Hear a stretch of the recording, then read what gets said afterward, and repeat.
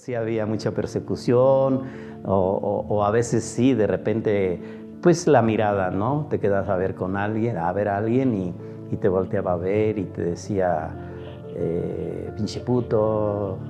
Y en ese entonces ya había lo del SIDA y te gritaban, sidoso.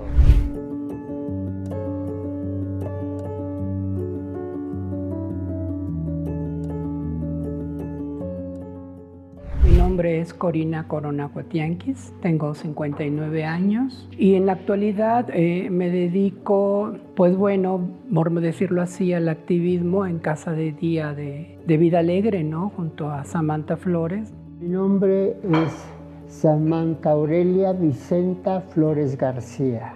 Mi nombre es Rubén Zamarrón, tengo 73 años. Descubrir tu identidad u orientación sexual en los años 70 u 80 era un acto de resistencia. Fue una época en la que la población LGBTI+ era fuertemente discriminada e incluso la homosexualidad era considerada una enfermedad mental. Vengo de una infancia violentada. A mí realmente, ahora me doy cuenta, ¿no? Aunque yo siento que fue consensuado por parte mía, ¿no? Yo tenía 5 años y tenía un vecino que, por decirlo así, pues sí se abusó de mí sexualmente. Él tenía 15 y yo 5 para entrar a 6, algo así. Entonces fueron casi mis primeros encuentros, por así decirlo, sexuales. Fue hasta el 17 de mayo de 1990 cuando la Organización Mundial de la Salud eliminó la homosexualidad de la lista de enfermedades psiquiátricas.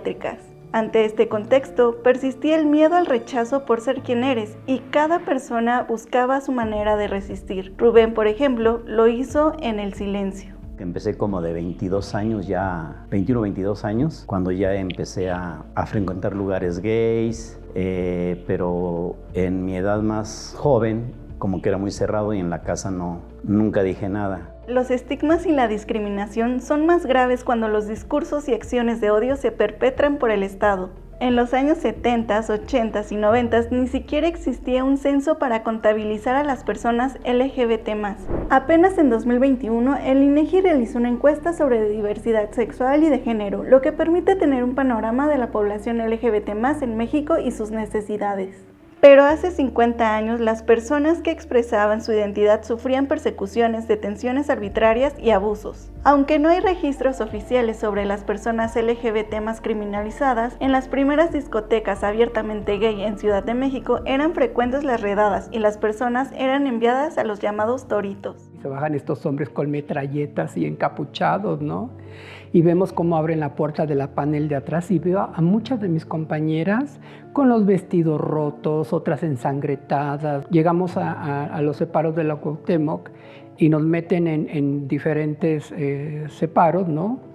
Y nos empiezan a insultar. Y nos separan de la población de hombres y nos ponen a todas las chicas trans, ¿no? Y nos hicieron que nos hincáramos y todos empezaron a bajar los pantalones. Y ahí fue algo muy asqueroso. Entonces yo me rehusé, dije que qué asco. Y me dio 2 cachetadones y ya entendí pues que así era la manera, ¿no? Y ya accedí. Entonces yo me fui una vez al cine porque decían que ahí había modo ahora sí que de ligar, ¿no? Y me metí al cine y yo creo que fue un gancho de que un chamaquillo ahí me empezó a ligar y me agarraron. Y yo pues desesperado no sabía ni qué hacer. Pero pasó un poquito de tiempo y en ese traía yo una cadena, algo así. Y pues me quitaron la cadena y ya me dejaron ir. Pero sí fue una experiencia muy grande y que fue escarmenté y ya jamás volví a hacer nada de eso. Al rechazo institucional se le sumó otro factor. En los años 80, la epidemia del VIH incrementó los estigmas contra la población LGBT+. Para ese entonces se ignoraba que la enfermedad no respeta edades, preferencias sexuales o clases sociales. Gente discriminaba, ¿no? Sobre todo a la gente ahí, a pesar de que no nada más el SIDA le daba a los homosexuales, sino también a los heterosexuales, ¿no? Pero ellos marcaban más al homosexual, ¿no? Entre 1983 y 1995 se registraron 22.312 casos de VIH en México. Aunque no es cuestión de identidad, este virus afectó en mayor medida a personas de la población LGBT+. Corina, Rubén y Samantha nuevamente tuvieron que resistir. Lo hicieron cuando perdieron a quienes ya consideraban sus hermanas y hermanos. Pues sí, fue una pandemia, ¿no?, del VIH, ¿no?, que empezó a mermar la vida de mis hermanos, de mis hermanas, ¿no?, de mis amigues, porque era cotidiano que empezaban a fallecer, enfermarse. 2 amigos fallecieron en mis brazos, ¿no? Cuando enfrentamos el VIH en los 80, que fue tan horrible para nosotros, para la comunidad LGBTI, sobre todo la comunidad gay, que fue espantoso porque no sabíamos qué era lo que pasaba, nada más sabíamos que se morían nuestros amigos y se morían y se morían. Yo había vivido en Estados Unidos y el 90% de mis amigos en Estados Unidos murieron. México tiene una deuda histórica hacia la población LGBT+. Aún no se le ha podido garantizar plenamente el acceso a la salud, a un empleo y a la no discriminación. Aunque en los últimos años se han ido aprobando leyes a favor de la población LGBT+, apenas en noviembre del 2022 el matrimonio igualitario se volvió legal y en el Congreso se continúa la discusión para prohibir los esfuerzos para corregir la orientación sexual y la identidad de género. Falta un largo camino por recorrer y las leyes aún quedan mucho a deber para garantizar los derechos de las diversidades. Porque sí, hay casos como el de Samantha, quien pudo vivir en libertad su identidad. Nunca he tenido ni una amenaza, ni un grito estridente, ni insultativo, jamás, no. Y tengo 35 años viviendo como Samantha Flores, ahora ya legalmente.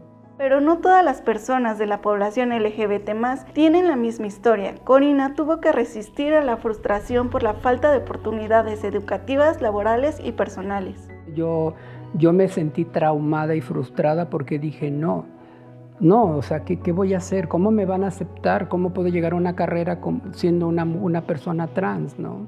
Ser quien eres en un mundo en el que si rompes los paradigmas sociales eres discriminado es un acto de resistencia, un acto que ellas, ellos y ellas han llevado toda su vida y en el que la creación de redes se ha convertido en un pilar. De ahí la importancia de organizaciones como Vida Alegre, donde ayudan a adultos mayores de la comunidad LGBT+, con quienes comparten una historia de comunidad y amor. Hemos recibido mucha atención, mucha ayuda y nos tratan con cariño, como si fuéramos parte de su familia.